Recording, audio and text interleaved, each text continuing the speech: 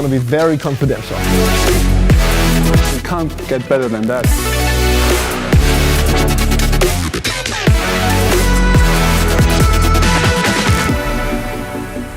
Hi everyone and welcome to the very first episode of EQ Enthusiasts. My name is Dennis. Usually I'm working in the communications department of Daimler, but in this format I take you behind the scenes of Mercedes EQ. I show you the latest innovations and the most fascinating products, plus the people behind them. And that's why we're here in Sindelfingen at the Mercedes-Benz Design Center. We're going to meet a very special person. He once designed the Mercedes Vision AMG Gran Turismo. Now he's a team leader in exterior design and significantly involved in the look of the whole EQ family. I promise you up front, guys, it's gonna be a lot of fun for you to watch. Hope that sounds good, and if so, let's go! Mercedes-Benz is a luxury brand with a huge heritage, that's for sure. But how does luxury and design go together when it comes to electric cars? That's what we'll find out today, and as you can see, it's gonna be very confidential.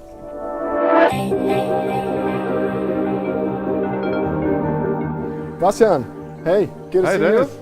How you doing? Great to have you here at the Mercedes-Benz Design Center in Sindelfingen. Thanks so much. What we're going to do today, what have you prepared for us? I'm very happy to show you today some insights about the Mercedes design and give you a closer look in the future of Mercedes-Benz EQ. Yeah, sounds great. So, where You could follow me, but before that I have to tell you that everything in there is highly confidential, so you have to turn your camera off and then we can follow. Okay guys, you heard it. I have to turn off the camera at this point. Okay guys, I'm allowed to turn on the camera again. Look at this beauty.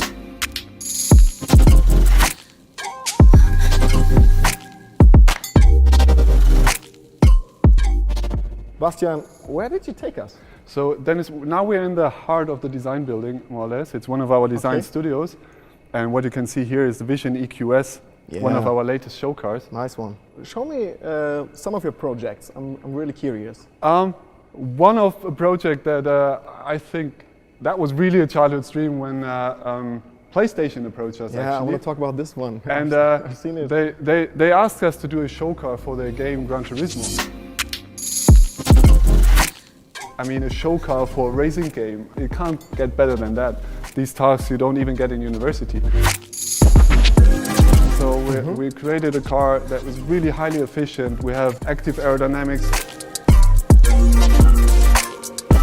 But this one was built for a combustion engine, right? What about the EQS, the electric S-Classe?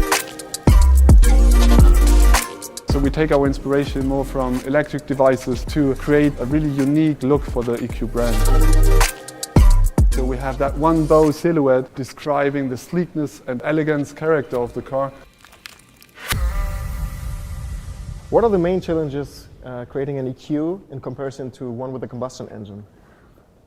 To make that a bit more clear for you, I thought, why not go in here and do a little bit of sketching?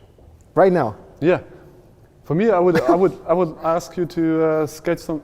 What does a Mercedes mean to you? What comes into your mind if you think about a Mercedes classical limousine? Classic. Okay, so like S-Classe. Like, go ahead. Yeah.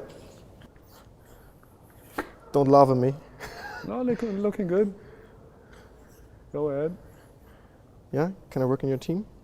Of course, we always need young, talented, motivated designers. Oh man, like a common S-Classe. Don't forget the star.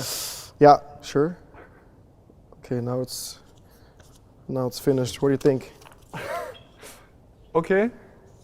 I mean, no, I'm being honest, this is exactly what I mean. Like, everybody has a perception of Mercedes in particular. What does it mean to think about Mercedes? And for sure, most of the people think about a normal limousine. And so this time, if it looks like this, or more like the S-Classe, you have a long bonnet, which is unique for the combustion engines, and also a long rear overhang, which is specific for the rear-wheel driven cars. But here with the EQ family, of course, we have to rethink everything. We have different technical requirements. It's an electric car. We still want to have people that it is recognizable as a Mercedes for sure, but then bring new elements in that makes it really unique for electric Mercedes. For example, if you look at the front of a car, for example, an S-Class front, you have the huge Mercedes grille, which is recognizable from Mercedes all over the world. People recognize that grille, Sure. they know the star, and they know that it is Mercedes. For sure, with the EQ brand, we have to find a new interpretation of that unique grille. So, as you can see here, it definitely looks different, right?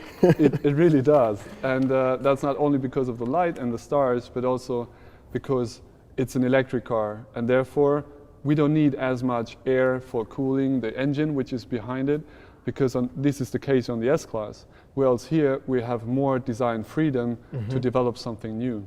As you can see here, we have a seamless integration of the headlights together with the grille to generate that really unique and specific look for our EQ front ends.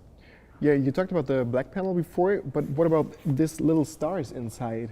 I mean, because it is a show car and we want to play something and want to explore the creative potential of it, we think of, if you think about a black panel, you also think about a screen. And what we did here is how much depth we can give such a surface. So what we have here is a star panel on the front and then having these LEDs to create that more or less infinite grille. Does the final design look like that? Not exactly, but I can't tell you right now. Some kind of. Okay. What else can you show me? So if you look at the side of the car, then you're also going to realize that it's different to The hood not is only to your sketch. pretty small though. Yeah, the hood is smaller, right. As I said, on the S-Class, you have a long bonnet because there's the engine behind. Like on an electric car, you don't have the engine in the front, and therefore we reduce the front overhang to a minimum and put in the wheels really far out on the corners of the whole car to emphasize the cabin and where the people are gonna sit then. Yeah, but from my point of view, it looks more sporty than a usual S-Class or a saloon. Yeah, for sure. What we tried here is to find a sleek silhouette that is good for aerodynamics and is creating a different character for these cars. So it's more a four-door sports car than a classic limousine. And if you come towards the back, you can see how nicely the cabin is tapering. It's on one side good for the aerodynamics and it's sustainable and efficient. At the same time, it allows us as designers to put the cabin on these really nice full shoulders to give the overall car an appearance, a strong appearance on the street and really good stance. Pretty awesome and interesting. Thanks for giving us so many exclusive insights. But as you know, a bit curious and always a bit impatient. Is there something else that you can reveal about the upcoming EQS? Actually, I can't do that. Just one thing, come on. You know, because it's you. Give me a second at the drawing board, I'll be back. Take your time, take your time. So good to see how passionate this guy is. I'm deeply impressed and so thankful for visiting this extraordinary place. It has been a once-in-a-lifetime opportunity and I hope you liked what you have seen. And if so, click on the thumbs up button, leave us a comment below and don't forget to subscribe, share it with your friends. I'm really looking forward to going on with you on the next episode. And there comes the future. Hope you like it. Wow, that's cool. All right, guys, sorry, but you have to stay a little bit more patient. But I think you got some really good insights about Mercedes-Benz design and also the future of the EQ family. I think we really created something special and unique. It's going to be something on the road that you haven't seen before. And stay tuned, and bye-bye. Bye, guys.